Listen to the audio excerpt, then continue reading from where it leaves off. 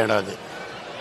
அந்த இடத்துல போய் இவங்க குடிச்சிக்கிட்டு இருந்த இடத்துல இவங்க பார்த்துட்டு அளவு கடந்த போதையில் இந்த மாதிரி சிதைச்சி வச்சுட்டு போயிட்டாங்க.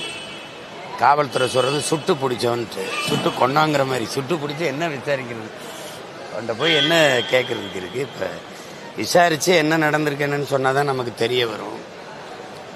இதுக்கு மேலே காவல்துறை என்ன சொல்லுது?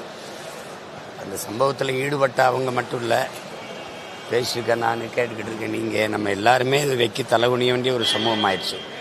இப்போ எப்படி இதை பார்க்கும்போது நம்ம பிள்ளைகளை பெற்றோர்கள் கல்லூரிக்கு படிக்க அனுப்புவாங்க, என்ன நம்பிக்கை வரும்? எப்படி ஒரு பாதுகாப்பற்ற சூழலில் நம்ம வாழ்ந்துக்கிட்டு இருக்கோமாங்கிற ஒரு நடுக்கம் வரும்ல. அவர் மதுரையிலேருந்து அனுப்பியிருக்காரு இல்லையா? ஒன்றும் மதுரையிலேருந்து வந்து அவங்க மனநிலையை தான் யோசிச்சு பார்க்குறேன். இது எப்படி இருக்கும்? எத்தனையோ அந்த கல்லூரிக்கு பிள்ளைகள் அனுப்பின பெற்றோர்கள் மனநிலை என்ன, அதெல்லாம் யோசிக்கும்போது ரொம்ப சங்கடமாக இருக்குது. கடும் சட்டங்களை வைத்து இதை தடுக்கப்படுது, கடும் சட்டங்கள் இதுக்கு இருக்குதுன்னு தெரிஞ்சாதான் இந்த மாதிரி குற்றங்கள் நடக்காது. இல்லை தொடர்ச்சியாக நடக்குது பாருங்கள், அங்கங்கே கேள்விப்பட்டுக்கிட்டே இருக்கு. இதே தான் பொள்ளாச்சியில் நடந்தது, இதே தான் அண்ணா பல்கலைக்கழக வளாகத்துக்குள்ளேயே நடந்தது. அதுக்கெல்லாம் என்ன நடவடிக்கை? ஒன்றும் இல்லையே.